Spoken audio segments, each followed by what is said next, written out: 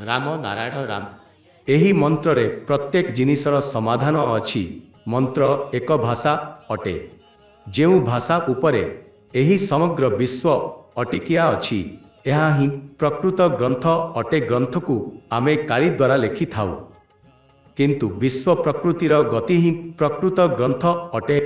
विश्व प्रकृति निज गति माध्यम रे अनेक अद्भुत दृश्य देखाउछि। पक्षी मानक खेल, समुद्र तरंग, प्रवाहित नदी एवं पर्वत उपरे जमिथिबा बरफ, एही सबु प्रकृति ग्रंथर अंश अटे। एही ग्रंथरे जीवन अछि, चेतना अछि।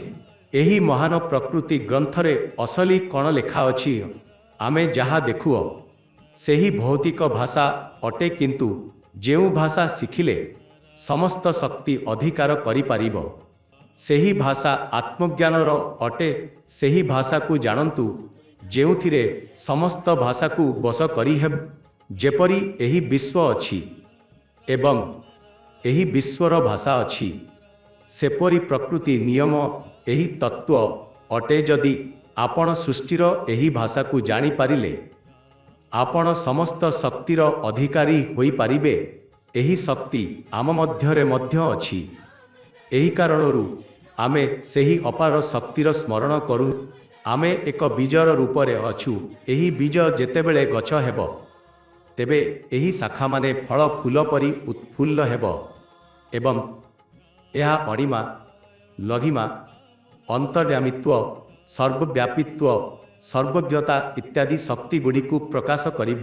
जेमाने निद्रास्थित अछंती सेमाने ध्वनिर स्पर्शरे जागृत हेबे। जदि एक अंडा को ठीक परिमाणर उष्मा दिया जाए, तेबे सेही अंडा फुटी नुआ जीवन गढ़ी पारे।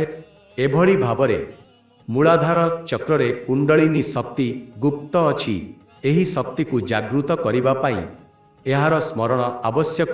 जदि आमे जन्मरू अनेक दूररे टाइप कले तथापि लेखा छपी पारे, तेबे आमर शरीर जंत्र एही मंत्र स्मरण द्वारा शक्ति रे जागृत होई पारिबो नाही। काहीकि राम नारायण राम एही मंत्र संपूर्ण अटे। यह आम जीवन पथ एवं स्थिति परिवर्तन करि पारे।